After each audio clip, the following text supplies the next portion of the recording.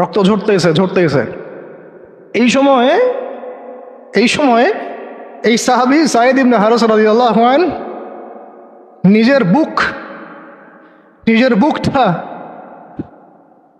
নিজের বুকটা নবী সাল্লাল্লাহু আলাইহি ওয়াসাল্লামের সামনে এইভাবে দিয়েছেন যে যতগুলো পাথর আসবে আমার গায়ে যেন লাগে, আমার নবীর গায়ে না লাগে। বুক যখন থেতলায় গেছে তখন পিঠ দিয়ে দিয়েছেন, ইয়া রাসূলুল্লাহ আপনার গায়ে একটা পাথর যেন না লাগে, আমার পিঠে লাগুক। এই সময়টা চিন্তা করেন, সাহাবীর কথা চিন্তা করেন, তাদের ত্যাগ তিতিক্ষার কথা চিন্তা করেন, ওই সময়ের সবরের কথা চিন্তা করেন। আর তায়েফবাসী নবী সাল্লাল্লাহু আলাইহি ওয়াসাল্লামের আপনজন ছিল। তায়েফের গোত্রে নবী সাল্লাল্লাহু আলাইহি ওয়াসাল্লামের দুধ পান করানো হয়েছিল, হালিমা সাঈদার গোত্র এটা। দূরের মানুষ আপনাকে যখন ভালো মন্দ বলবে আপনার অতটা কষ্ট হবে না যতটা আপনার কাছের মানুষ আপনাকে ভালো মন্দ বললে কষ্ট হবে। যখন আপনার প্রিয় মানুষেরা আপনাকে পাথর ছুড়বে, এই পাথরের আঘাত সহ্য করা এত সহজ না। কাফেররা, ফাসেকরা, জালেমরা, মুশরিক, মুনাফিকরা পাথর ছুড়বে, সেই পাথর আপনি সৌভাগ্যের সাথে বরণ করতে পারেন, সেই রক্তক্ষরণে আপনার কষ্ট হবে না। প্রিয় মানুষদের দেওয়া অপবাদ, মিথ্যাচার, গীবত, তহমত, পাথর আপনাকে এত কষ্ট দিবে, এই কষ্টের লোড আপনি সহ্য করতে পারবেন না। আর যদি আল্লাহ পাক আপনাকে সহ্য করার ক্ষমতা দিয়ে দেন, ইনশাআল্লাহ আপনি এমন ব্যক্তি হবেন যে ব্যক্তির হাতে আল্লাহ রাব্বুল আলামিন ইসলামের ঝান্ডা উঠাই দেবেন ইনশাআল্লাহ। এবং ইনশাআল্লাহ যাকে আল্লাহ রাব্বুল আলামিন পুরো কওমের জন্য কবুল করবেন ইনশাআল্লাহ। এবং পুরো শক্তি আপনার সামনে একদিন না একদিন পরাজয় বরণ করবেই, সময়ের ব্যাপার। যায়েদ বিন হারেসা রাদিয়াল্লাহু আনহু নিজের বুকটা এইভাবে আগলাই দিয়ে রাখছেন, আমার গায়ে লাগুক ইয়া রাসূলুল্লাহ, আপনার গায়ে না লাগে। আজকে আপনি যায়েদ ইবনে হারেসাকে পাবেন কোথায়? কিসের ইসলামী বিপ্লবের কথা বলি আমরা? জামা আইমারা এটা ওইটা, যায়েদ বিন হারেসারাই তো নাই। ওইরকম আখলাকের নেতাও যেমন আমরা পাই না, ওই রকম যায়েদ বিন হারেসাদের মতো আমরা মামুরও তো পাই না।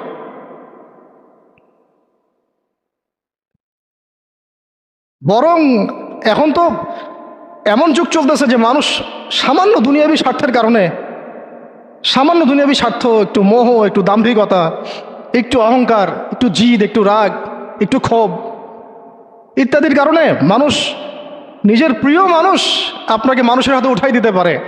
সবাই মিলে তাকে পাথর মারো, আমি তাকায় দেখতেছি। সবাই তাকে পাথর মারো, আমি তাকায় দেখতেছি। যেন নিজের প্রিয় মানুষকে পাথর মারলে এটা দেখলে আপনার মনে আরো শান্তি আসতেছে। কিভাবে আপনি আপনার প্রিয় মানুষকে হাজারো লক্ষ মানুষের হাতে উঠাই দিতে পারেন যে মানুষটা তাকে ধর্ষণ করবে, ছিঁড়ে খাবে, পাথর মেরে থাতলা করবে, আবার আপনি তাকে মহব্বতের দাবিও করেন? কিসের মহব্বত? মহব্বত কাকে বলে? মহব্বত তো এইটা যেটা যায়েদ ইবনে হারেসা রাদিয়াল্লাহু আনহু করেছে। এটা কি মহব্বত না? এইরকম মহব্বতের নিদর্শন কি আমাদের মধ্যে আছে? কাকে মহব্বত বলা হয় আসলে? আপনারা দৃশ্যটা চিন্তা করেন, এগুলো সিরাতের কিতাবে মওজুদ, পড়েন। নিজের বুকটা তিনি আগলায় দিয়ে রাখছেন। ঠিক এরকমই উহুদের মাঠেও নিজের বুক আগলায় দিয়ে রাখছেন তালহা রাদিয়াল্লাহু আনহু। দূর থেকে একটার পর একটা তীর আসতেছে, ওনার গায়ে লাগতেছে। তীরের আঘাত কি চারটাখানি কথা? সাদ বিন আবি ওয়াক্কাস রাদিয়াল্লাহু আনহু পিঠ দিয়ে রাখছেন, ইয়া রাসূলুল্লাহ আপনার গায়ে যেন না লাগে। তোমরা জীবন্ত শহীদ দেখতে চাও? তালহাকে দেখো, 70-এর বেশি আঘাত তার গায়ে ছিল উহুদের দিন। সাদ বিন আবি ওয়াক্কাস রাদিয়াল্লাহু আনহুকে নবীজি বলছেন যে হে সাদ, তীর ছুঁড়ো, তোমার জন্যে আমার পিতামাতা কুরবান হয়ে যাক। কোন সাহাবীর জন্য নবীজি এমন কথা বলেন নাই যে তোমার জন্য আমার পিতামাতা কুরবান হয়ে যাক। এবং সাহাবীরা বলতেন ইয়া রাসূলুল্লাহ আপনার জন্য আমার পিতামাতা কুরবান হয়ে যাক। একমাত্র সাহাবী সাদ বিন আবি ওয়াক্কাস রাদিয়াল্লাহু আনহুর জন্য নবী সাল্লাল্লাহু আলাইহি ওয়াসাল্লাম এই কথা বলেছেন। ওই ময়দানে উম্মে ওমরাও ছিলেন, মহিলা সাহাবী, অনবরত তীর ছুঁড়েছেন রাসূলের গায়ে যেন আঘাত না লাগে। ওই ময়দানে হানজালা ছিলেন, ছুটতে আবু সুফিয়ান পর্যন্ত পৌঁছে গিয়েছেন, ওই অবস্থায় তার শাহাদাত হয়ে গেছে, তাকে মারতে পারেন নাই, উল্টা তার গায়ে আঘাত লেগে গেছিল। গাসাসুল মালাইকা, শহীদ হওয়ার পরে দেখা যায় তার দেহটা মাটি থেকে উপরে উঠে আসে আর দেহ থেকে পানি ঝরতেছে। নবীজি জিজ্ঞাসা করা হলো তার এই হালত কেন? নবী সাল্লাল্লাহু আলাইহি ওয়াসাল্লাম বললেন যে গত রাত্রে স্ত্রীর সাথে ছিল, সে জিহাদের ডাক আসছে, ওই ওই ওই বিছানা থেকে চলে আসছে, বেচারা বিছানা থেকে এখানে চলে আসছে। হানজালা রাদিয়াল্লাহু আনহু শহীদ হয়ে গেছে, ফেরেশতারা তাকে গোসল দিচ্ছেন, এই যে পানি দেখা যাচ্ছে। ওই মাঠে সাদ বিন রবি রাদিয়াল্লাহু আনহু ছিলেন, একদম শেষ নিঃশ্বাস যাচ্ছে যাচ্ছে তার অবস্থা। আমাদের নবীজি বললেন, সাদ বিন রবিকে খুঁজে বের করো, সে আমার প্রিয় ভাজন, তাকে খুঁজে বের করো। খুঁজতে গিয়ে দেখা গেল যে তিনি এইরকম একটা হালত, ৬০-৭০টা আঘাতের চিহ্ন নিয়ে প্রায় যান যাচ্ছে যাচ্ছে অবস্থা। সাহাবী বললেন, হে সাদ, হে সাদ, রাসূল সাল্লাল্লাহু আলাইহি ওয়াসাল্লাম তোমাকে সালাম দিয়েছে, রাসূল তোমাকে সালাম দিয়েছেন আর জিজ্ঞাসা করছেন তুমি কেমন অনুভব করতেছো এখন? সাদ বিন রবি বলছেন, রাসূলের কাছে আমার সালাম পৌঁছে দিও, আর আল্লাহর কসম আমি জান্নাতের ঘ্রাণ পাচ্ছি এখন। এটা বলতে বলতে তার শাহাদাত হয়ে যায়। আর তিনি বলতে বলতে একটা কথা শেষে বলে গিয়েছিলেন যে আমি চলে যাওয়ার পরে, তিনি আনসারদের নেতা ছিলেন, আমি চলে যাওয়ার পর তোমরা থাকা অবস্থায় যদি মুহাম্মদ সাল্লাল্লাহু আলাইহি ওয়াসাল্লামের গায়ে একটা আঁচড়ও লাগে, তোমরা আল্লাহর সামনে কোনো হুজ্জাত দিতে পারবা না। আমি চলে যাওয়ার পরে যদি মুহাম্মদ সাল্লাল্লাহু আলাইহি ওয়াসাল্লামের গায়ে একটা আঁচড়ও লাগে, তোমরা আল্লাহর সামনে কোনো হুজ্জাত দিতে পারবা না। আর আমরাও তো এখন দুনিয়াতে বেঁচে আছি, আমাদের নবী সাল্লাল্লাহু আলাইহি ওয়াসাল্লামের গায়ে কি না লাগতেছে, আমরা কি বা করতে পারতেছি। কত সাহাবী। আর একটা কথা বলতে ভুলে গেছিলাম, যায়েদ বিন হারেসা রাদিয়াল্লাহু আনহু, ইসলামের পরে যে ভাই ভাই সম্পর্ক করে দেওয়া হয়েছিল, দিনী ভাই, যায়েদ বিন হারেসা রাদিয়াল্লাহু আনহু দিনী ভাই ছিলেন হামজা রাদিয়াল্লাহু আনহু, সাইয়্যিদুশ শুহাদা। তার হালত আমরা দেখেছি উহুদের মাঠে, এমন সিংহ যার সামনে কেউ লড়াই করতে পারে না। আর আল্লাহর যে সিংহদের সামনে কাফেররা পেরে ওঠে না, পিছন থেকে আঘাত করে, তাকেও পিছন থেকে আঘাত করা হয়েছে। বর্ষা বের হয়ে গেছে নাভির নিচ দিয়ে, ওই অবস্থায় মারতে আসছিলেন তিনি, ওয়াহশী তাকে শহীদ করেছিল। নবী সাল্লাল্লাহু আলাইহি ওয়াসাল্লাম তার লাশ দেখে অঝোর নয়নে কেঁদেছেন, কারণ তার বুকটা চিরে ফেলছিল কাফেররা, চিরে কলিজা বের করার চেষ্টা করছিল, পারে নাই, কলিজা বের করে চিবাই খাওয়ার চেষ্টা করছিল। তাহলে কাফেরদের ক্ষোভ চিন্তা করেন, কাফেররা আমাদের ব্যাপারে কি পরিমাণ ক্ষোভ লালন করে, তারা আমাদের ব্যাপারে কি পরিমাণ ক্ষোভ লালন করে ভিতরে ভিতরে, এটা আমরা জানিও না, বুঝিও না। আমরা ওদের সাথে বন্ধুত্ব করতে চাই, ওদেরকে আমাদের নিজেদের আপন মনে করি, ওদের হাতে আমরা আমাদের দিনী ভাইদেরকে উঠাই দিই, বোনদেরকে উঠাই দেই, আপনজনদেরকে উঠাই দেই। হামজা রাদিয়াল্লাহু আনহুর এরকম হালত। তার দিনী ভাই ছিলেন যায়েদ বিন হারেসা রাদিয়াল্লাহু আনহু। বহু ঘটনা আছে, আমি যেটা বলতে যাচ্ছিলাম ওইখান থেকে এদিকে চলে আসছি। এরপরে নবী সাল্লাল্লাহু আলাইহি ওয়াসাল্লাম তায়েফের একটা আঙ্গুর বাগানে প্রবেশ করেন, এত ক্ষতবিক্ষত অবস্থায়। আর পাথরের ঢিলকে আপনারা এত তুচ্ছ মনে করেন না, কিন্তু এটা কিন্তু এত তুচ্ছ বিষয় না, কিন্তু ঠিক যন্ত্রণাদায়ক বিষয়। তার মধ্যে বললাম তার আপন মানুষ, কাছের মানুষ। আঙ্গুর বাগানে যাওয়ার পরে ওখানে আদ্দাস রাদিয়াল্লাহু আনহু, আদ্দাস নামে একজন বাগানের দেখভালকারী ছিল। এই বাগান ছিল আবার উতবা এবং শাইবার, বড় আঙ্গুর বাগান। এখানে ঘটনা ঘটে গেল, নবী সাল্লাল্লাহু আলাইহি ওয়াসাল্লাম বসে আছেন, জুতা খোলার চেষ্টা করছেন, এবং আদ্দাস তিনি এসে একটু খেজুর দিয়েছেন। মায়া লাগছে তার, আহারে লোকটাকে এইভাবে মারলো, মানুষটাকে এইভাবে মারলো। তো কিছুই চাচ্ছে না, কিছুই বলে নাই, খালি বলছে এক আল্লাহর ইবাদত করো, আর কিছু চাইছে নাকি? তো এক আল্লাহর ইবাদত করো বললো, বাস, তাই বাস এইভাবে মারলো। আর মানবে না তো মারলো কেন? ও বেচারার কাছে খারাপ লাগছে, দাওয়াত কবুল করবে না তো মারলো কেন? লাঞ্ছিত করার কি দরকার ছিল? কবুল না করলে চলে যাবে, বা কবুল না করলে তারা ফিরাই দিবে, মারার কি দরকার আছে? তার মায়া লাগছে খুব, সে এসে কিছু খেজুর দিছে খাইতে, পানি দিছে খাইতে। ওই অবস্থায় নবী সাল্লাল্লাহু আলাইহি ওয়াসাল্লাম পানির গ্লাস নিয়ে, খেজুর নিয়ে বিসমিল্লাহির রহমানির রহিম, বিসমিল্লাহ বলছেন। বিসমিল্লাহ শুনে সে আদ্দাস তার খুব ভালো লাগছে যে এই শব্দটা আপনি কোথা থেকে পেলেন। তো নবীজি তাকে জিজ্ঞাসা করছেন, তোমার নাম কি? আদ্দাস। কোথায় থাকো? তা আমি নিনওয়ার নামক একটা জায়গা থেকে আসছি। এটা শুনে নবী সাল্লাল্লাহু আলাইহি ওয়াসাল্লাম বলছেন যে, ও আচ্ছা, তার মানে তুমি আমার ভাই ইউনুসের এলাকার মানুষ। তুমি আমার ভাই ইউনুসের এলাকার মানুষ। আচ্ছা, আপনি কিভাবে ইউনুসকে চিনেন? ইউনুস আমার ভাই। নবীগণ সবাই বৈমাত্রিক ভাই, আমি আল্লাহ রসুল, সেও আল্লাহ নবী। তখন তিনি ইসলাম কবুল করেন। আদ্দাস রাদিয়াল্লাহু, তার নামে ওখানে এখন মসজিদ আছে।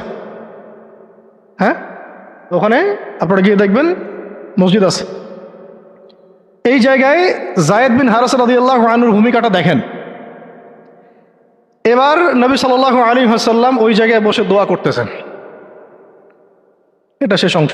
দোয়া করতেছেন। এই দোয়ার লফজ যদি আরবি থেকে আরবি বুঝতে পারতেন, তাহলে মানে আমার এতগুলো কথা বলা সার্থক হতো। আর মানে আমি যদি মানুষকে এই দোয়ার শব্দগুলোর অর্থ বুঝাইতে পারতাম, ওই ক্ষমতা যদি আমার থাকতো, আমার মনে হয় না এই ক্ষমতা কোনো ওলামায়ে কেরামের আছে। আমার মনে হয় না এই ক্ষমতা কোনো ওলামায়ে কেরামের আছে যে এই দোয়ার শব্দগুলো আওয়ামকে বুঝাই দিবে, এক্স্যাক্টলি সেই ফিলিংস এবং ইমোশন বুঝাবে, এমন ক্ষমতা আমাদের কাউকে দেওয়া হয় নাই। শুধু এই অনুভূতিগুলো বোঝার জন্য হলেও আরবি শেখা দরকার আপনাদের, আমাদের সবারই। এগুলো অনুভূতিগুলো বোঝার জন্য হলেও আমাদের আরবি শেখা দরকার। মোনাজাতে মাকবুল কিতাবেও দোয়াটা আছে। নবী সাল্লাল্লাহু আলাইহি ওয়াসাল্লাম রক্তাক্ত অবস্থায়, ক্ষতবিক্ষত অবস্থায়, তার পাশে যায়েদ ইবনে হারেসা রাদিয়াল্লাহু আনহু, তারা আল্লাহ রাব্বুল আলামিনের কাছে দোয়া করতেছেন। এই দোয়াটার নাম হচ্ছে মাজলুমের দোয়া, দুর্বলের দোয়া। কিসের দোয়া? দুর্বলের দোয়া। দোয়ার শব্দগুলো এমন ছিল, আল্লাহুম্মা ইন্নাকা তাসমাউ কালামি, আল্লাহুম্মা ইন্নাকা তাসমাউ কালামি। হে আল্লাহ, নিশ্চয়ই আপনি আমার কথা শুনছেন। আমাদের নবীজি বলছেন, আল্লাহুম্মা ইন্নাকা তাসমাউ কালামি, আল্লাহ আপনি নিশ্চয়ই আমার কথা শুনছেন। ওয়া তারা মাকানি, এবং আমার যে মাকান, আমার অবস্থা আপনি দেখছেন। ওয়া তা'লামু সিররি ওয়া আলানিয়াতি, আল্লাহ আপনি আমার বাহিরের অবস্থাও জানেন, ভিতরের অবস্থাও জানেন। আমার বাহিরের হালত আপনি জানেন, ভিতরের হালত আপনি জানেন, প্রকাশ্য অবস্থা আপনি জানেন, গোপন অবস্থা আপনি জানেন। তা'লামু সিররি ওয়া আলানিয়াতি লা ইয়াখফা আলাইকা শাইউম মিন আমরি, আমার কোনো কাজই আপনার কাছে গোপন না। আসলে আমার কি হালত, কি অবস্থা, আমার উপর দিয়ে কি গেছে, কি গেল, কি প্রকাশ্য, কি গোপন, কি সত্য, কি মিথ্যা, আল্লাহ আপনি সব জানেন। বলা কথা না বলা কথা সব আপনি জানেন। তা'লামু সিররি ওয়া আলানিয়াতি লা ইয়াখফা আলাইকা শাইউম মিন আমরি। এরপরে নবীজি বলছেন, ওয়া আনাল বাঈসুল ফাকিরুল মুস্তাগীসুল মুস্তাজির আল ওয়াজিলুল মুশফিকুল মুকির আল মু'তারিফু বিযামবি। এক একটা শব্দ কিভাবে বুঝাবো আপনাদেরকে, আমার কাছে ভাষা নাই। আল্লাহ আমি দুর্দশাগ্রস্ত, আমি ফকির, আমি জিল্লতির শিকার, আমার অপরাধ আমি চিনতে পেরেছি। মানে এমন এমন শব্দ যেটা একজন নবী ছাড়া কারো মুখ দিয়ে বের হওয়া সম্ভব না। এমন এমন শব্দ যেটা ওহী ছাড়া সম্ভব না। আসআলুকা মাসআলাতাল মিসকিন, মিসকিনরা যেভাবে তোমার কাছে চায় আল্লাহ, আমি সেভাবে তোমার কাছে চাচ্ছি। ওয়া আবতাহিলু ইলাইকা ইবতিহালাল মুযনিবিয যালিল, একজন মানুষকে যখন অপদস্থ লাঞ্ছিত করা হচ্ছে, সেই মানুষ যেভাবে আপনার কাছে চায়, আমি সেইভাবে আপনার কাছে চাচ্ছি।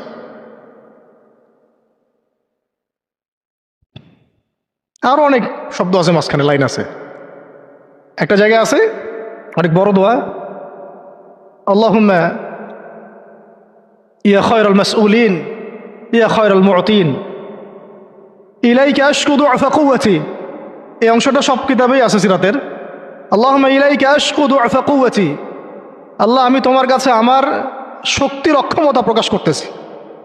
মানে আমার যে শক্তি নাই এখন, তাই পাশে আমার সাথে এগুলো করলো, আমার তো শক্তি নাই এখন, আমার এই শক্তির অক্ষমতা আল্লাহ আমি তোমার কাছে প্রকাশ করতেছি।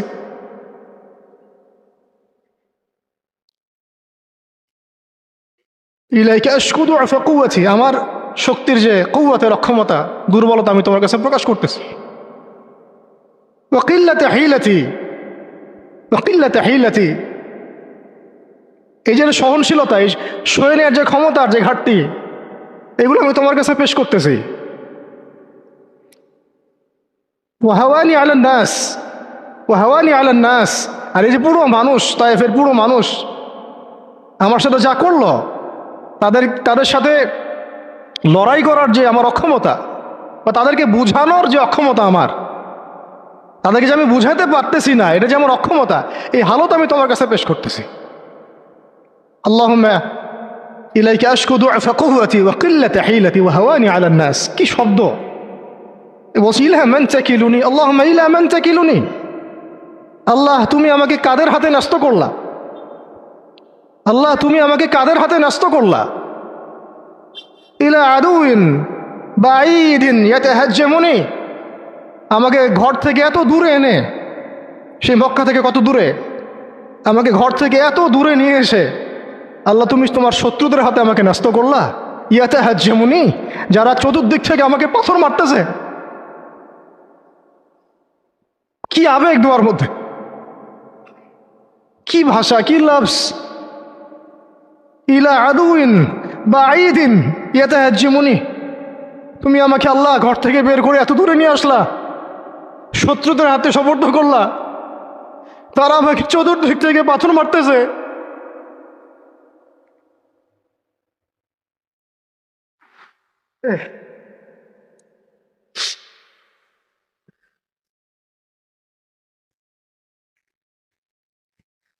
আম্মি লা করিবিন মাল্লাকতাহু আমরি। পরে নবীজি বলছেন আম্মি লা করিব, নাকি আমাকে কাছের মানুষদের হাতে নিয়ে আসছো আল্লাহ? আল্লাহ, তুমি কি আমাকে কাছের মানুষদের হাতে উঠাই দিছ? মাল্লাকতাহু আমরি, যারা আমার ভালো মন্দের কাজের মালিক হয়ে গেছে। এইভাবে দোয়া করতে লাগলেন নবী সাল্লাল্লাহু আলাইহি ওয়াসাল্লাম। যায়েদ বিন হারিস রাদিয়াল্লাহু আনহু শামিল আছেন এখানে। তারপরে নবীজি বলছেন ইল্লাম তাকুন সাখিতুন আলাই ফালা উবালি। আল্লাহ, এত কিছুর পরও যদি তুমি আমার প্রতি অসন্তুষ্ট না হও, আমার কিছুই যায় আসে না। আল্লাহ, এত কিছু হয়ে গেল, এরপরে যদি তুমি আমার উপর অসন্তুষ্ট না হও, অন্তত আমার কিছুই যায় আসে না। আলহামদুলিল্লাহ। ইল্লাম তাকুন সাখিতুন আলাই ফালা উবালি, তুমি যদি আমার উপর আল্লাহ অসন্তুষ্ট না হও, তোমার কাছে আমি ঠিক থাকতে পারি, তোমার কাছে আমার অবস্থান ঠিক থাকে আল্লাহ, ফালা উবালি, আমি এসবের কোনো কিছুর পরোয়া করি না। কিভাবে বুঝবেন এই ভাষা শব্দগুলো? ঠিক এইরকম শব্দেই দোয়া করেছিলেন খুবাইব রাদিয়াল্লাহু আনহু, যখন তাকে শুলে চড়ানো হবে, এবং তিনি তখন, শুলদণ্ড অনেক কঠিন, জীবন্ত একটা মানুষকে মেরে ফেলা, পিছন দিক থেকে লোহা আছে না, এগুলো এগুলো প্রবেশ করিয়ে মাথা দিয়ে বের করে দেয়। শুলদণ্ড, খুবাইব বিন আদি রাদিয়াল্লাহু আনহুকে শুল দেওয়া হয়েছে। এটা রাজির ঘটনা, সিরাতে পড়বেন, রাজির ঘটনা। ট্র্যাপে ফেলে হত্যা করা হয়েছে। যখন তাকে শুলে দেওয়া হচ্ছে, তখন তাকে বলা হয়েছে যে তোমার জায়গায় যদি মুহাম্মদকে হত্যা করা হয়, তুমি কি খুশি হবা? তোমাকে ছেড়ে দিয়ে যদি মুহাম্মদকে হত্যা করা হয়? বলছেন যে আমার জায়গায় মুহাম্মদকে হত্যা করা তো দূরের কথা, সাল্লাল্লাহু আলাইহি ওয়াসাল্লাম, তার একটা লোম বাঁকা হোক আমি সেটাও চাই না, সেটাও সহ্য করতে পারবো না।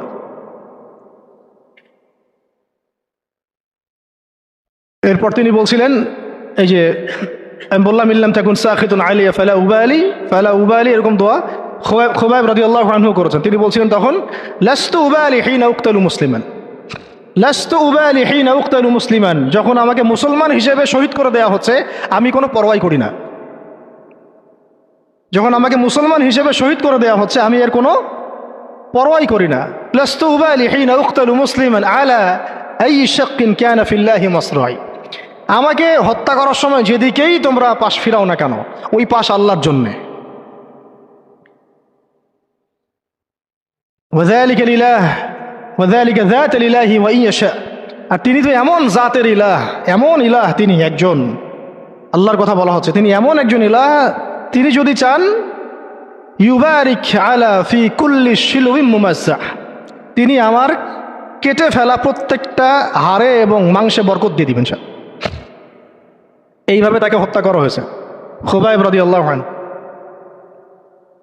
প্রতারণা করে ট্র্যাপে ফেলা হয়েছে। এরকম বীরে মামুনাও ঘটনা ঘটছে, এরকম 70 জন সাহাবীকে ট্র্যাপে ফেলে হত্যা করে দেওয়া হয়েছে। আপনারা সতর্ক থাকবেন। এই ঘটনার পরে বহু ঘটনা হয়েছে, সিরাতে হিজরত হয়েছে। উম্মে আইমান একজন সাহাবী ছিলেন, কি নাম, নবী সাল্লাল্লাহু আলাইহি ওয়াসাল্লামের অনেক প্রিয়ভাজন। তিনি নবী সাল্লাল্লাহু আলাইহি ওয়াসাল্লামকে ভরণ পোষণ মানে লালন পালন করেছেন, কিন্তু তিনি দেখতে কালো ছিলেন। খুব সুন্দরী নারী যেমন এমন না, ঠিক আছে। তিনিও ওই দাসের শ্রেণীর মধ্যেই ছিলেন। তাকে তো সবাই সচরাচর বিয়ে করতে চাচ্ছে না। নবী সাল্লাল্লাহু আলাইহি ওয়াসাল্লাম বলেছিলেন একবার যে তোমাদের মধ্যে কেউ আসো জান্নাতের একটা মেয়েকে বিয়ে করবা? তোমাদের মধ্যে কি এমন কেউ আসো যে জান্নাতি একটা মেয়েকে বিয়ে করবা?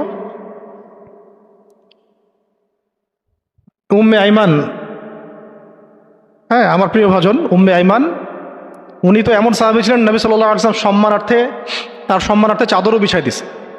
উম্মে আইমান, আমি একটু ভুল হইতে পারি জায়গাটা, আপনারা একটু দেখে নিয়েন। তো নবী সাল্লাল্লাহু আলাইহি ওয়াসাল্লাম যখন উম্মে আইমানের কথা বলেছেন তখন অনেকেই দাঁড়ায় নাই বিয়ে করার জন্যে। তো যায়েদ বিন হারেসা রাদিয়াল্লাহু আনহু দাঁড়িয়েছেন যে আমি বিয়ে করব। যায়েদ বিন হারেসা রাদিয়াল্লাহু আনহু নবী সাল্লাল্লাহু আলাইহি ওয়াসাল্লামের এই আদেশ পালনার্থে একজন জান্নাতি নারীকে বিয়ে করেছেন, উম্মে আইমান, এবং তার গর্ভ থেকেই সন্তান জন্ম নিয়েছে উসামা বিন যায়েদ।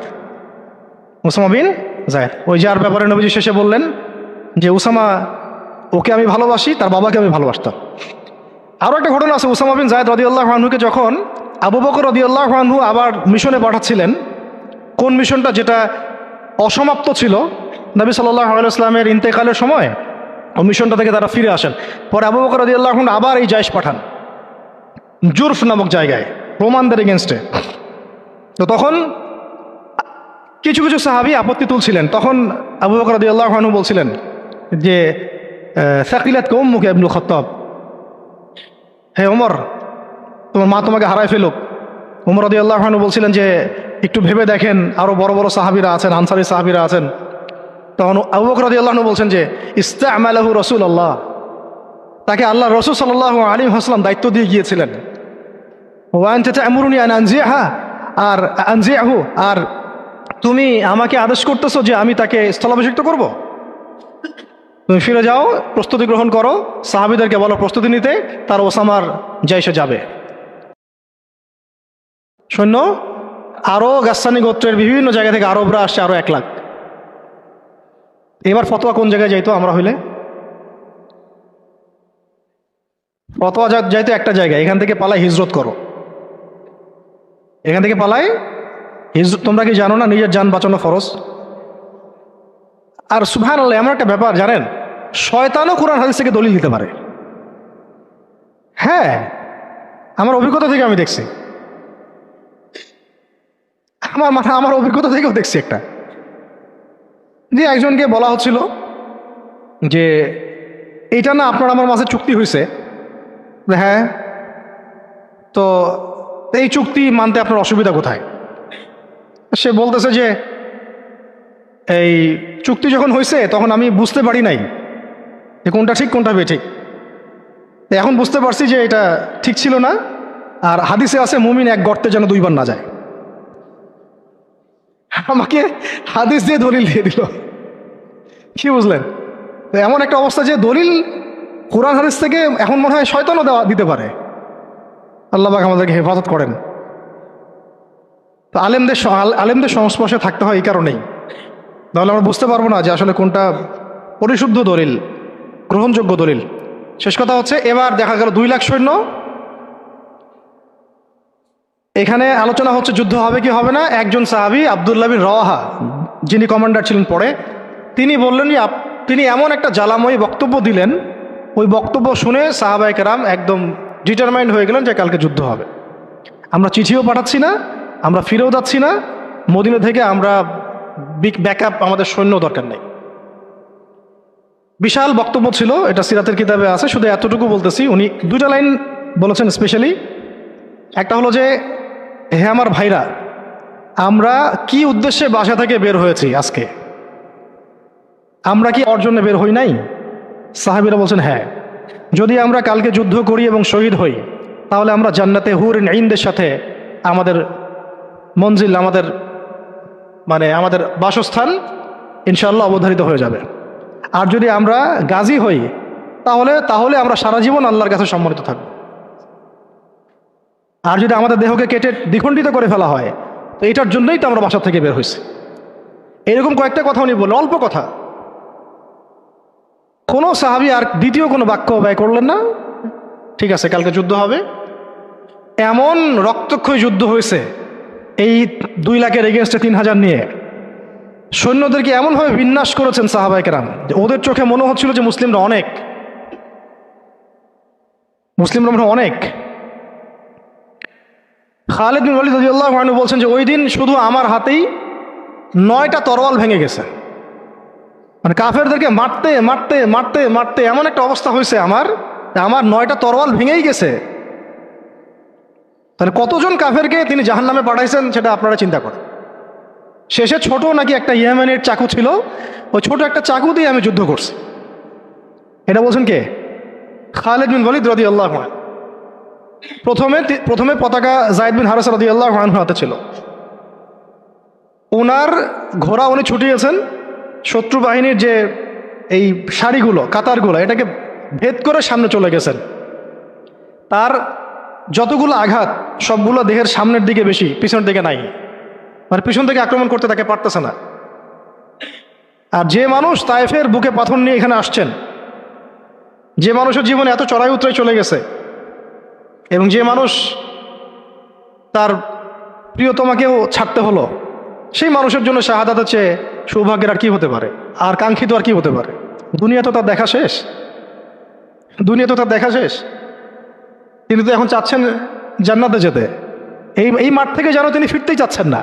আর যেহেতু নবী সাল্লাল্লাহু আলাইহি ওয়াসাল্লাম বলেছেন যদি যায়েদ শহীদ হয় তাহলে তুমি পতাকা নিও, তো তিনি তো জানেন তিনি আর ফিরবেন না। আর কোনো সাহাবী ফেরার জন্য কখনো ময়দানে যান নাই। তো তিনি সেখানে শহীদ হয়ে যান। তার গায়ে প্রায় 50টা আঘাতের চিহ্ন ছিল। দূর থেকে একটা বর্ষাও কিন্তু খুব কঠিন বিষয়। একটা লোহার বর্ষা গায়ের ভিতর ঢুকে যাওয়া এত চারটাখানি কথা না, এর চেয়ে তো বুলেট লাগাও সহজ মনে হয়। একটা বর্ষা ঢুকে যাওয়া আর সেই অবস্থায় যান চলে যাওয়া, এইভাবে তার শাহাদত হলো। যায়েদ বিন হারেসা রাদিয়াল্লাহু আনহুর নাম ইতিহাসে অমর হয়ে থাকলো। এরপরে পতাকা হাতে নেন আব্দুল্লাহ বিন রাওয়াহা রাদিয়াল্লাহু আনহু। তার ব্যাপারে ইনশাআল্লাহ আরেকদিন কথা হবে। তিনি তো নিজের ঘোড়ার পা কেটে ফেলছেন। তিনি এবং জাফর ইবনে আবি তালিব রাদিয়াল্লাহু আনহু, তারা ঘোড়ার পা কেটে ফেলছেন যাতে ঘোড়ায় চড়ে পালিয়ে যাওয়ার কোনো সুযোগ চিন্তাও মাথায় না আসে। এবং তিনি একটা কবিতা আবৃত্তি করেছিলেন। আব্দুল্লাহ বিন রাওয়াহা রাদিয়াল্লাহু আনহু অনেক বড় মাপের কবি ছিলেন। এত সুন্দর লিখতে পারতেন, কবিতা আবৃত্তি করতে পারতেন, বলতে পারতেন। এটা অনন্য ছিল তার কাছে। খন্দকের দিন তিনি কবিতা আবৃত্তি করছিলেন। আল্লাহুম্মা লাউলা আনতা মাহতাদাইনা ওয়ালা তাসাদদাকনা ওয়ালা সাল্লাইনা, এরকম করে কবিতা আবৃত্তি করছিলেন। নাহনুল্লাযী বায়উ মুহাম্মাদা আলাল জিহাদি মা বাকিনা আবাদা। আরবি কবিতাগুলো সুবহানাল্লাহ এত সুন্দর। তো তিনি কবিতা আবৃত্তি করতে করতে, যুদ্ধ করতে করতে শহীদ হয়েছেন আব্দুল্লাহ বিন রাওয়াহা রাদিয়াল্লাহু আনহু। এরপরে জাফর রাদিয়াল্লাহু আনহু পতাকা নেন এবং যে হাতে পতাকা নিয়েছেন সেই হাতটা কেটে পড়ে গেছে। একজন আঘাত করছে রোমান সৈন্যদের মধ্যে। রোমান অনেক প্রশিক্ষিত ছিল, তার মধ্যে 2 লাখ নিয়ে আসছে। একজন সাহাবীর চারপাশে কতজন ঘিরে ফেলছে এটা তো ঠিক নাই। এইগুলো আমরা কি দেখি, গণতান্ত্রিক মারামারি, এগুলো তো কিছু না। ওটা তো সম্মুখ সমরের ব্যাটল ফিল্ড ছিল। সম্মুখ সমরের ব্যাটল ফিল্ড। এখন কি মিসাইল মারা হয় দূর থেকে, এক জায়গা থেকে মিসাইল মারছে আরেক জায়গায় গিয়ে পড়তেছে। কাপুরুষের যুদ্ধ এগুলো তো কাপুরুষদের যুদ্ধ। এটা ছিল সম্মুখ সমর ব্যাটল, এটাই ছিল ব্যাটল। একজনকে মিনিমাম এখানে 50 জনের সাথে ডিল করতে হচ্ছে। আর চিন্তা করেন সাহাবীরা কি পারদর্শী ছিলেন যুদ্ধে, কি পরিমাণ সাহসী ছিলেন, কি পরিমাণে তারা দুরন্ত ছিলেন। হ্যাঁ, কি পরিমাণে তারা দুঃসাহসী ছিলেন। শুধু সাহসী বললে ভুল হবে, দুঃসাহসী ছিলেন। কি শৌর্যবীর্য ছিল, আর কি পরিমাণ কুওয়াত ছিল তাদের কাছে, আর কত প্রশিক্ষিত স্কিল ছিলেন তারা, যে একাই 10 জন 20 জন 50 জনকে বার্তা দিতেন না। তো আর আমাদের তো সব যুদ্ধ আর ফেসবুকে আর কি। সে হচ্ছে ওসামা বিন যায়েদ রাদিয়াল্লাহু আনহু আসছেন উম্মে আইমান রাদিয়াল্লাহু আনহার গর্ভ থেকে। বাস্তবিকভাবে কিন্তু দেখবেন যে জান্নাতি নারীর জন্য মানে ফাইট করার সৌন্দর্য শর্ত না, তো এই ক্যাপাবিলিটি জান্নাতি নারীর জন্য কি শর্ত না, দেখা যায় কাফেররা অনেক শক্তিশালী, সৌন্দর্য শর্ত না।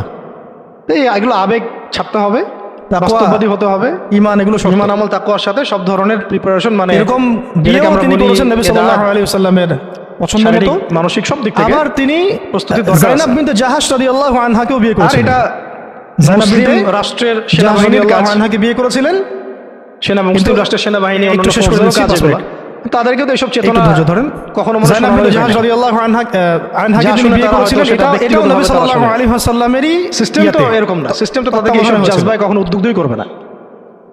নবী সাল্লাল্লাহু আলাইহি ওয়াসাল্লাম যায়নাব বিনতে জাহাশ রাদিয়াল্লাহু আনহাকে বলেছিলেন যে যদি এই প্রফেশনের দিক থেকে অনেস্ট থাকতে পারেন, সৎ থাকতে পারেন, আল্লাহর জন্য যুদ্ধ করতে পারেন, শহীদ যায়নাব বিনতে জাহাশ রাদিয়াল্লাহু আনহা এটা নবীর ফুফাতো বরং যেমন জাতিসংঘের বিষয়ে যান ওখানে গেলে বলছিলেন যে বোনকে বিয়ে দিয়েছেন যায়েদ বিন হারেসা রাদিয়াল্লাহু আনহুর সাথে। কাফেরদের পক্ষে মুসলমানদের বিরুদ্ধে মুসলমানকে লাগায় দেয় রাখে, মানে স্টেবিলিটি ছিল না ওদের, ভাড়াটে জীবনে সৈন্য হিসেবে কাজ করে, একদম নির্ঝঞ্ঝাট ছিল না জীবন। আমাদের শক্তি তারা নিচ্ছে, আমাদের জনবল নিচ্ছে, নিয়ে আমাদের এগেইনস্টেই কারণ প্রয়োগ করতেছে। যায়েদ রাদিয়াল্লাহু আনহু বুঝদেন গোত্রগতভাবে ইনশাআল্লাহ ভাইরা বুঝবে একদিন না একদিন। দাস এই বুঝ ঠেকা রাখা যাবে না, অনুযায়ী বলছি আর কি। এই হেদায়েত নিচু আলোগুলো কেউ ঠেকা রাখতে পারবে না। ওই সেন্স থেকে দিলে আমরা ইসলামের সেন্সে কথা বলছি না, আরবের ওই যে প্রচলিত যে একটা লাভ হবে না ছিল ওই সেন্সে। আর কোনো কিছু যায়নাব বিনতে জাহাশ রাদিয়াল্লাহু আনহা থামায় দেওয়া, কোনো জাতিগোষ্ঠীকে নির্মূল করা, একটু প্রবলেম হতে পারে, রাজনৈতিক আগ্রাসন, অর্থনৈতিক স্যাংশন কিছু করে লাভ হলেও কখনো কোনো সাহাবী সম্পর্কে সমালোচনা, এই জাজবা, এই আগুন, এটা আমাদের আহলে সুন্নাত ওয়াল জামাত আল্লাহ জ্বালাই দিবেন ইনশাআল্লাহ। কোনো সাহাবী সম্পর্কে ব্যাপার, সাহাবীদের মধ্যে যা হয়ে যায়, শেষ যদি হয়ে যায় তবুও সমালোচনা করা, পতাকা নিয়েছেন তিনি, এই হাতটাও কেটে আকীদা যেন ঠিক থাকে। যারা সাহাবীদের সমালোচনা করে তারা আহলে সুন্নাত ওয়াল জামাতের আকীদা থেকে সরে রাখছে। তো এখানে সাহাবীদের কোনো সমালোচনার সুযোগ নাই। দাম্পত্য জীবনে মনোমালিন্য হচ্ছে, একজন এসে তাকে দ্বিখণ্ডিত করে, এটা খুব স্বাভাবিক বিষয়।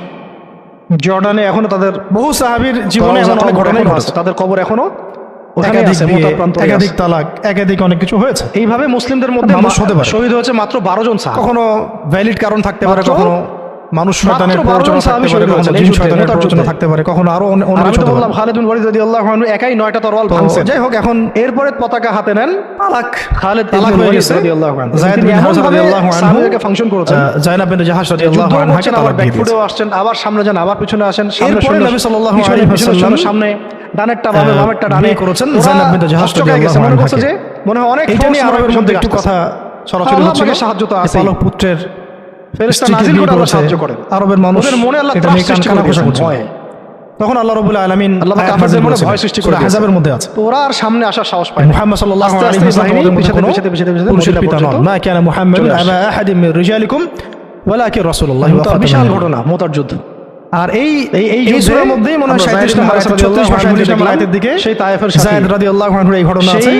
যখন যায়েদ তালাক দিল, ছোটবেলার সাথে লজ্জা করলে মানুষকে এখান থেকে মুক্ত হয়ে, কিন্তু আল্লাহ রাব্বুল আলামিন হিব্বু রাসূলিল্লাহ বিধানদাতা, তিনি বিধান দিলেন যে পালক পুত্র রাসূলের শানে, রাসূলের সম্মান, বিষয়টা আসার আরবরা যেভাবে নিজের বুক উজাড় করে দিয়েছেন, আল্লাহ রাব্বুল আলামিনের পিঠে দেখেন না, আল্লাহ পাকের বুক উজাড় করে দিয়েছেন। যাকে মহব্বত করেন তাকে একা ছেড়ে দেন। একটা ঘটনা ঘটে গিয়েছিল, যাকে মহব্বত করেন। শেষ কথা হলো, শেষ যেটা পয়েন্ট, একা ছেড়ে দেন না, যে সবাই পাথর মার পড়েন আসে থাতলা হয়ে যায়, 8ম হিজরিতে হয়ে যায়, ক্ষতবিক্ষত হয়ে যায়, হিজরতের 8ম বছর, বরং তিনি মহব্বতের পরিচয় দিয়েছেন। বিশাল ঘটনা ঘটে গেল যে নিজের গায়ে আঘাত দিয়ে সাহাবী আঘাতগুলো নিজের গায়ে নিয়ে, হারিস বিন উমাইয়া নাম কি, হারিস বিন উমাইয়া, তাকে নবী সাল্লাল্লাহু আলাইহি ওয়াসাল্লাম চিঠি দিয়েছেন, একটা চিঠি দিয়ে, এটাই হলো মহব্বতের পরিচয়। এমন চিঠি দিয়ে তিনি নসিব হয় পাঠিয়েছেন, যাও দুনিয়াতে আপনারা যে কেউ জায়গায় যাও। কোথায়? গাসসানের জর্ডান, জর্ডানের একটা জায়গা হলো গাসসান, যে আপনি দুনিয়ার আসল হাকিকত জায়গাটা, সেখানে একজন গভর্নর আছে, তার নাম সুরাহাবিল। কি নাম? অরগলটা ঠিক, তাকে পত্রটা দিবা, কবরটা এমনই হবে, হাসরটা এমনই হবে, মিজানটা এমনই হবে, পুলসিরাতটা তো এমনই হবে। ইয়াউমা ইয়াফিরুল মারউ মিন আখি, উমাইয়া রাদিয়াল্লাহু আনহু গিয়েছেন। এবার এরা এত বেশি উদ্ধত ছিল, লিকুল্লি ইমরিন সাহাবীকে ধরে হত্যা করে দিয়েছে। ইয়াউমাইদিন শানু ইয়াউম, তিনি কিন্তু রাষ্ট্রদূত থেকে যার যার নফস নিয়ে থাকবে, রাষ্ট্রদূতকে হত্যা করা জঘন্য অপরাধ। শেষ কথা হচ্ছে রাসূলের কাছে খবরগুলো আসতে থাকে তিনি যে যায়েদ তাকে এভাবে হত্যা করে দেয়া হলো। কয়জন সাহাবীকে হত্যা করলো? কয়জন? এর আগে আমি একটা ঘটনা বলছিলাম না, বনু কাইনুকার ঘটনা। একজন নারী সাহাবীকে টিজ করেছিল, আরেকজন সাহাবী প্রতিবাদ করেছিলেন, সেই সাহাবীকে মেরে ফেলা হয়, হত্যা করা হয়, শহীদ করা হয়। নবী সাল্লাল্লাহু আলাইহি ওয়াসাল্লাম পুরা বনু কাইনুকার সাথে যুদ্ধ করেছেন। এখানেও দেখেন একজন সাহাবী হারিস বিন উমাইয়া রাদিয়াল্লাহু আনহুকে হত্যা করা হলো। এবার নবী সাল্লাল্লাহু আলাইহি ওয়াসাল্লাম 3000 সেনাবাহিনী গঠন করলেন। কত হাজার? আচ্ছা, এখন শুনেন, আমি একটা দলিল দিতে চাইলাম যে দেখেন, সারা বিশ্বে চায়নার কথা বলেন, সিরিয়ার কথা বলেন, রোহিঙ্গাদের কথা বলেন, আরাকানের কথা বলেন, আপনি কাশ্মীরের কথা বলেন, আফগানের কথা বলেন, তারপরে এই যে আফ্রিকার কন্টিনেন্টের কথা বলেন, আফ্রিকা, মালি, নাইজেরিয়া, সোমালিয়া, আর মধ্যপ্রাচ্যের কথা আর কি বলবো, Yemen, Libya, Jordan, Lebanon, Palestine, Gaza, এই সারা বিশ্বে যত মুসলমান আছে তাদের মধ্যে কত লক্ষ মুসলমানকে হত্যা করার পরেও এই সিদ্ধান্ত এখন উম্মাগতভাবে আমরা নিতে পারি নাই, যেটা নবী সাল্লাল্লাহু আলাইহি ওয়াসাল্লাম বনু কাইনুকার এগেনস্টে নিয়েছিলেন আর এই রোমানদের এগেনস্টে নিয়েছিলেন। একজন নারী সাহাবীকে শ্লীলতাহানি করা, আর একজন সাহাবী তাকে বাঁচাতে এসে তার পক্ষে প্রতিবাদ করায় তাকে হত্যা করা, এবং নবী সাল্লাল্লাহু আলাইহি ওয়াসাল্লাম পুরা বনু কাইনুকাকে উচ্ছেদ করলেন। এখানে সুরাহবিল কি করেছে? একজন সাহাবীকে হত্যা করেছে, রাষ্ট্রদূত হারিস বিন উমাইয়া। নবী সাল্লাল্লাহু আলাইহি ওয়াসাল্লাম 3000 সৈন্য পাঠিয়ে দিচ্ছেন। আর এখন উম্মার দিকে তাকান, যে রাষ্ট্রগুলোর কথা আমি বললাম, আমাদের সহ সব জায়গায়, আমাদেরটা অন্যভাবে ডিল করি আমরা, বাইরের সব রাষ্ট্রগুলো, এই রাষ্ট্রগুলোতে কত হাজার সৈন্য না, কত হাজার নিরপরাধ মুসলিমকে হত্যা করা হয়েছে। সংখ্যাটা কি হাজারে না লাখে?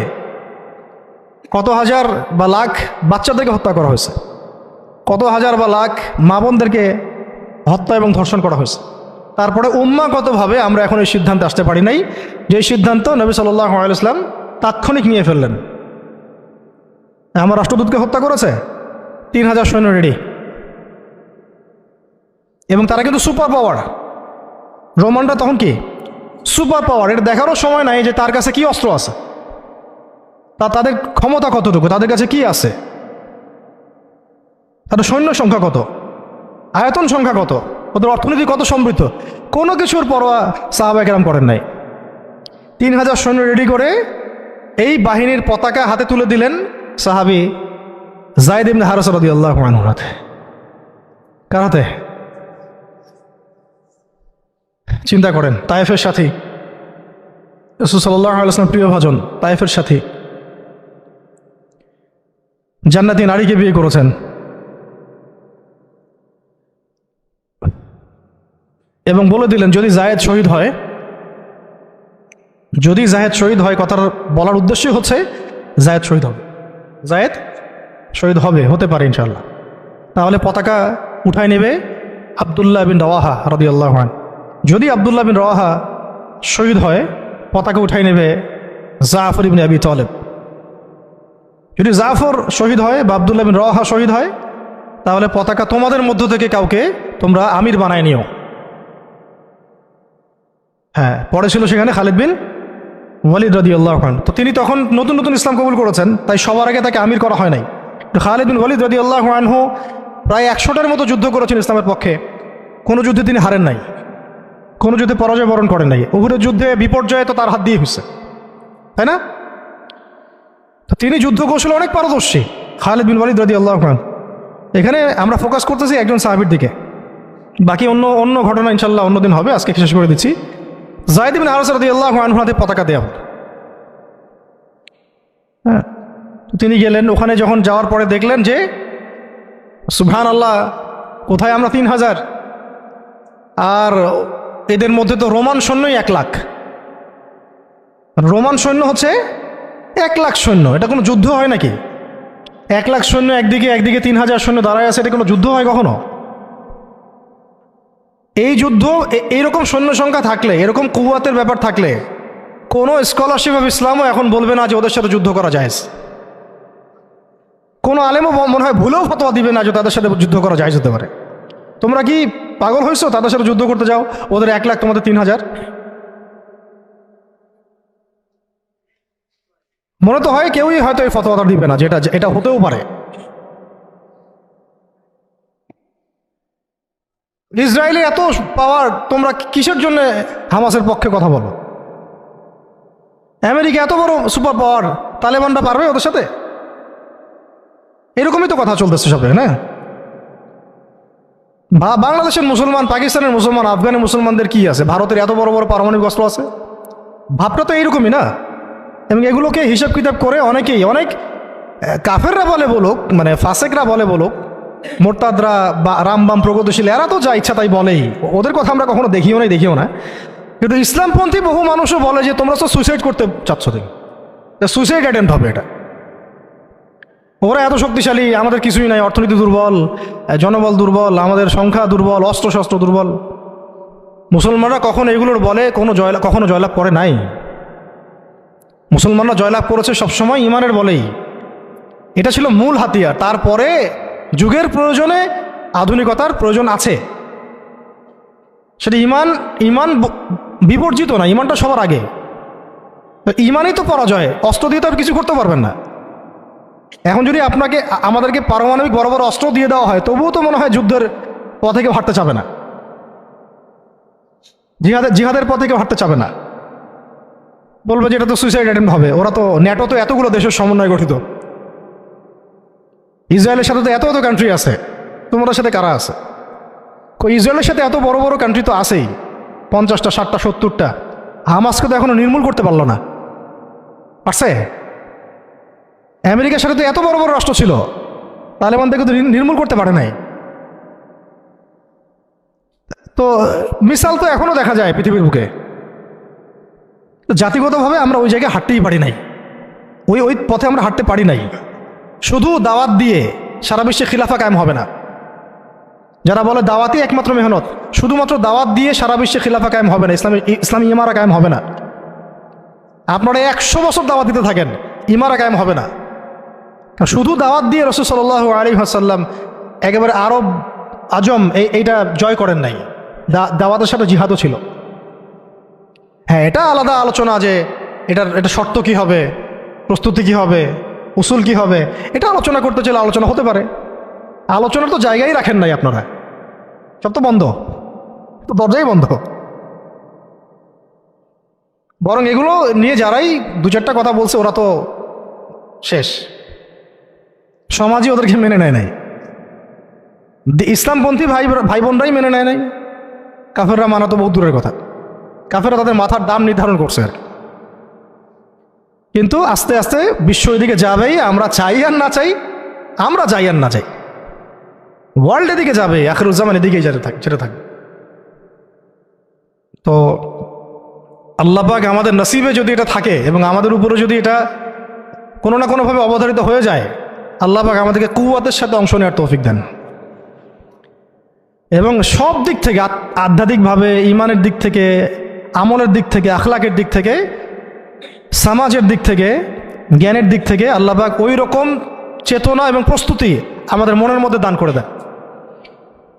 প্রস্তুতি তো আগে মনের বিষয়। তো শেষ করতেছি, এবার এই যায়েদ ইবনে হারেসা রাদিয়াল্লাহু আনহু এখানে আলোচনা হচ্ছে, আমরা কি যুদ্ধ কালকে করব, নাকি মদিনা থেকে সৈন্য পাঠাতে বলবো, নাকি আমরা অন্য কোনো পথে যাব, নাকি ব্যাকফুটে যাব, নাকি পত্র পাঠাবো রাসূলকে জানাবো বিষয়টা। তো দেখা গেল পরের দিন সৈন্য 1 লাখ না, সৈন্য 2 লাখ।